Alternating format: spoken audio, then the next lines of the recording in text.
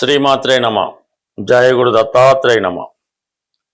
మేషరాశి వారికి 2వ తారీఖు ఆగస్టు నుంచి 8 ఆగస్టు మధ్యలో జరిగే వారఫలాలు పరిశీలించినప్పుడు ప్రత్యేకంగా ఈ వారంలో ఒక ప్రధాన మార్పు ఏంటంటే, మీకు ఏలినాటి శనిగా 12వ స్థానంలో సంచరిస్తున్నటువంటి శని భగవానుడు వక్రగమనం పొందడం అనేది మనకి ఈ వారం నుంచే ప్రారంభమైంది.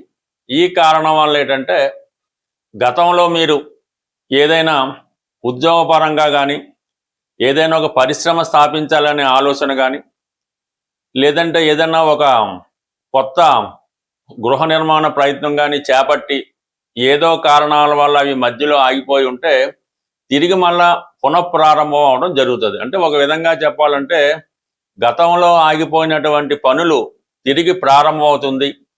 గతంలో ఆగిపోయినటువంటి ఉద్యోగంలో ప్రమోషన్ కానీ, అభివృద్ధి కానీ, కొత్త ఉద్యోగ ప్రయత్నాలు కానీ ఈ సమయంలో మీకు అనుకూలంగా రావడం జరుగుతుంది. కొద్దిగా గట్టి ప్రయత్నం చేస్తే కంప్లీట్గా మీకు వృత్తిలో అభివృద్ధి వస్తుంది, ఆదాయం పెరుగుతుంది, అలాగే మీకు చాలా వృత్తిలో సాటిస్ఫాక్షన్ ఉంటుంది. అయితే గతంలో కన్నా మీరు ఎక్కువ హార్డ్ వర్క్ చేయవలసి ఉంటుంది. ఇక ప్రధాన మార్పు ఏంటంటే, మనకి శుక్రుడు ధనస్థానాధిపతిగా ఈ వారం నుంచే మీకు 6వ స్థానం అయినటువంటి తన నీచ స్థానంలోకి వెళ్ళడం జరిగింది. సో ఇది కొంతవరకు మీకు ఆర్థిక పరంగా మీకు కొన్నటువంటి కొన్ని ఇబ్బందులు, ఫైనాన్షియల్ టైట్ ఇవన్నీ కూడా రిలీజ్ అయ్యి మనీ ఫ్లో అయితే బాగుంటుంది.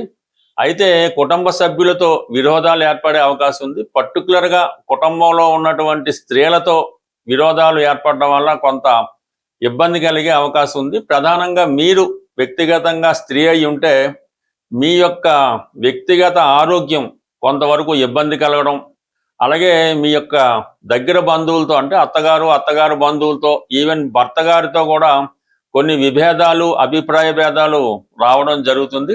ఏదో విధంగా అసహనానికి, కోపానికి గురవడం కూడా ఈ సమయంలో స్త్రీల విషయంలో కనబడుతుంటుంది. అదే మగవాళ్ళకైతే స్త్రీలతో విరోధం, భార్యకి అనారోగ్య కారణం వల్ల కొంతవరకు నిత్య వ్యవహారాలకి ఆటంకాలు కలగడం, ఈ కుటుంబ విషయాల్లో కొద్దిగా గ్యాప్ ఏర్పడడం ఇవన్నీ కూడా కలిగే అవకాశం ఉంది. అంటే ఒక విధంగా శుక్రుడు మీకు ధనాధిపతిగా, సప్తమాధిపతిగా 6వ స్థానంలో ఉండడం వల్ల అంటే భార్యకి అనారోగ్యం కలుగుతుంది, అలాగే కుటుంబంలో స్త్రీలతో విరోధం కలుగుతుంది.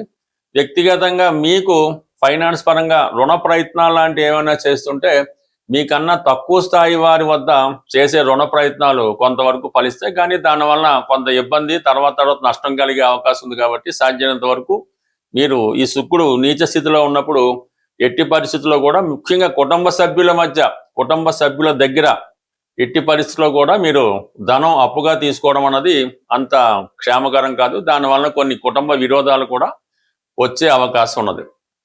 ఇక ప్రధానంగా అద్భుత యోగం ఏంటంటే, ఈ వారం మాత్రమే ఉండే యోగం ఏంటంటే, చతుర్థ స్థానంలో భాగ్యాధిపతి ఉచ్చ స్థానంలో ఉండడం వలన ఈ సమయంలో మీరు స్వదేశానికి కానీ, సొంత రాష్ట్రానికి కానీ, లేదంటే సొంత గృహానికి కానీ మారే అవకాశం ఉంది.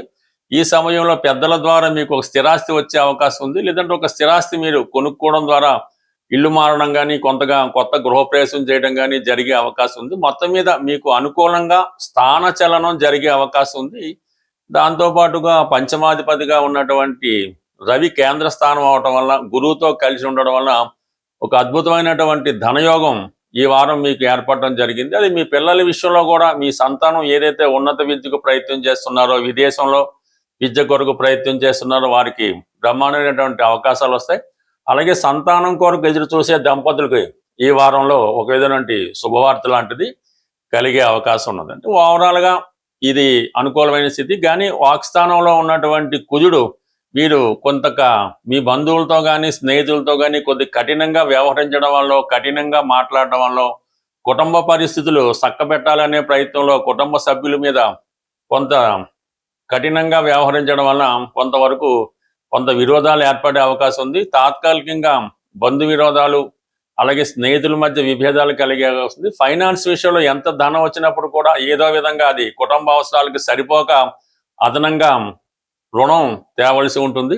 బట్ ఏదైనప్పుడు కూడా ఈ రాశి వారికి ఈ వారం అంతా కూడా అటు గురువు, రవి అనుకూలంగా ఉండడం, ఇంచుమించుగా కొంతకాలంగా ఇబ్బంది పెడుతున్నటువంటి శని భగవానుడు మీకు ఈ వక్రగమనం వల్ల కొంత లాభస్థాన ఫలితాలు కూడా ఇవ్వడం వల్ల గతంలో పోగొట్టుకున్నవి తిరిగి రావడానికి అవకాశం ఉంటుంది కాబట్టి, బట్ ఏదైనా శని ఏదో లాభస్థాన ఫలితాలు ఇచ్చినంత మాత్రాన్ని మీకు ఫలితం అయితే అందదు.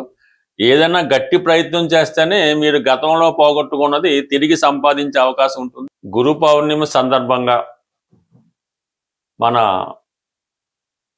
పరిహారాల్లో మనం ప్రతి వారం చెప్తున్నట్టుగానే ఈ వారం మీకు గురుగ్రహ అనుగ్రహం కోసం, అంటే గురువు యొక్క అనుగ్రహం ఉంటే, అంటే మన జాతకంలో గురువు బలంగా ఉంటే సంతానం మంచి అభివృద్ధిలోకి రావడం, సత్సంతానం కలగడం, ధన విషయంలో ఎప్పుడూ కూడా లోటు లేకుండా ధనయోగం పొందడం, అలాగే మంచి జ్ఞానం, దైవభక్తి, సంస్కారం ఇవన్నీ కూడా మనకి గురువు యొక్క బలాన్ని బట్టే రావడం జరుగుతూ ఉంటుంది.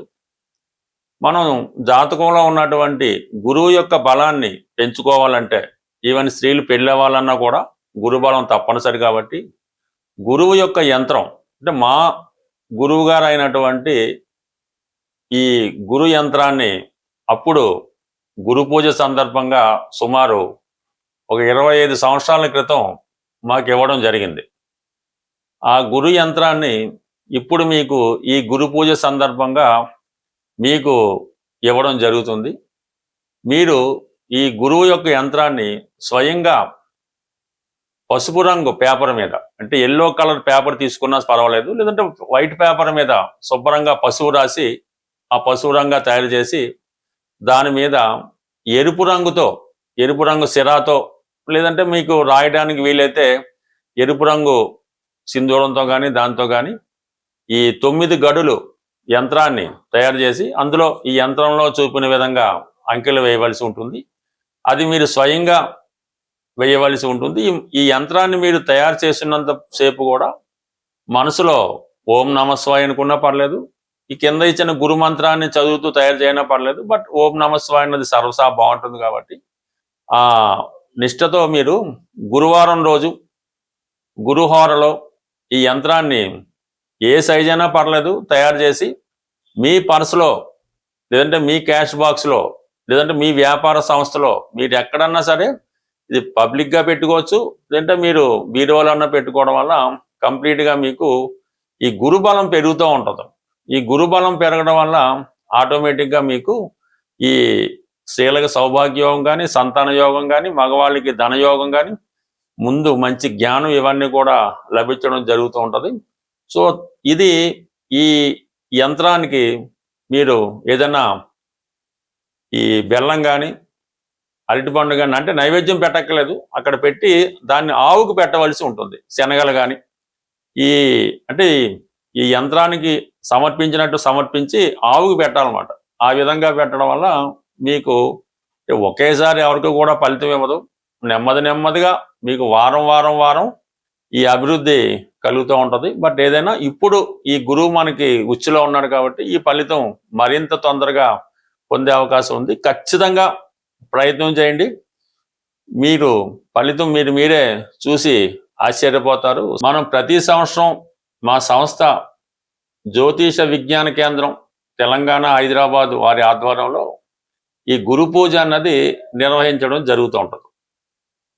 మరి ఈ సంవత్సరం మన హైదరాబాద్లోని సూరవరపు ప్రతాప్ రెడ్డి తెలుగు యూనివర్సిటీ, అంటే నాంపల్లిలో ఉంటుంది, ఆ యూనివర్సిటీలో మన ఈ సమావేశ మందిరంలో ఈ ఆగస్టు 2వ తారీఖున ఈ సమావేశం నిర్వహించడం జరుగుతుంది.